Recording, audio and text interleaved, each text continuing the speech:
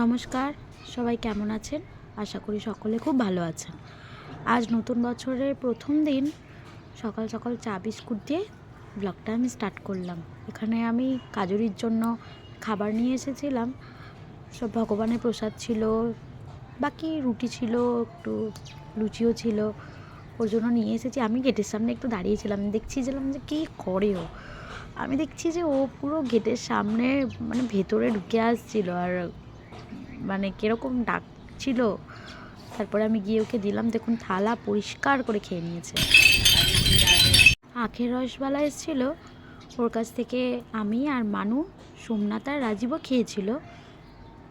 আমার মেয়ের বিয়ে হচ্ছে না, আমি আমার তো নিজেই বিয়ে হচ্ছে না, যা অবস্থা হয়ে গেছে, তাই তোমাকে কি সাহায্য দিব?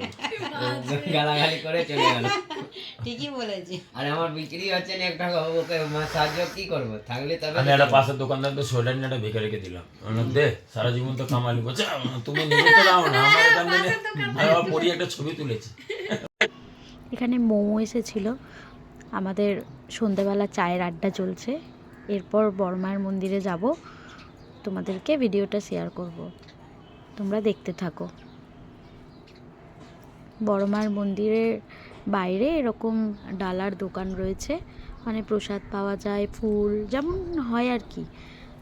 তবে আমাদের শালকিয়াবাসীর কাছে বড়মায়ের মন্দির একটা আবেগপ্রবণ জায়গা বলতে পারো।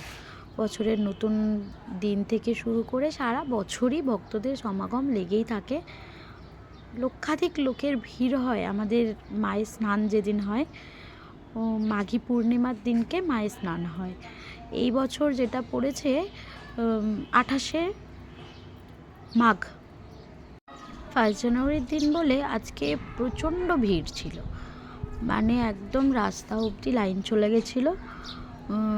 প্রায় শনি মঙ্গলবারই এরকম ভিড় হয়। এখানে আরও ডালার দোকান রয়েছে, তোমরা চাইলে এখান থেকেও নিতে পারো। তোমরা যদি কেউ আসবে মনে করো, তাহলে কিন্তু যারা হাওড়া থেকে আসবে তারা তো শালকিয়া চৌরাস্তায় এসে বড়মায়ের মন্দির বললেই যে কেউ তোমাদের দেখিয়ে দেবে।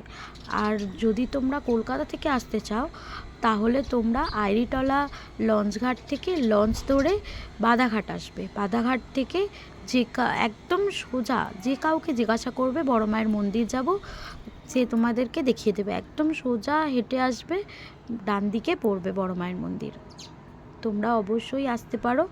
এখানে মায়ের কাছে তো যা মনস্কামনা জানানো হয়, মা সকলকেই তাই দেন। আমাদের কাছে তো মা আমাদের জগৎজননী মা। আর যেদিন মায়ের স্নান হয় সেদিন এত ভিড় হয় যে মানে বলার কথা না, কয়েক লক্ষ লোকের ভিড় হয়।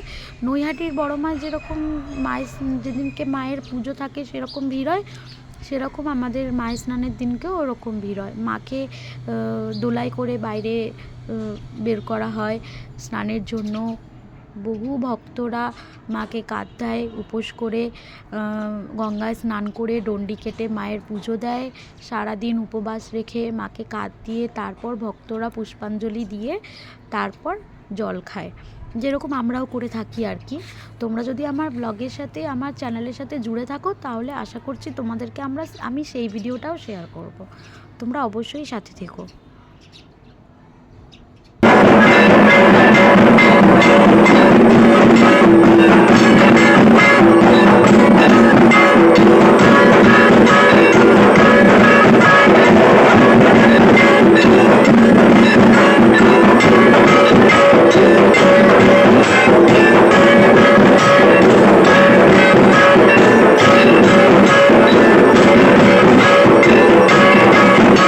12ই ফেব্রুয়ারি শীতলা মাতার স্নানযাত্রা, মানে আমাদের বড় মায়ের স্নানযাত্রা।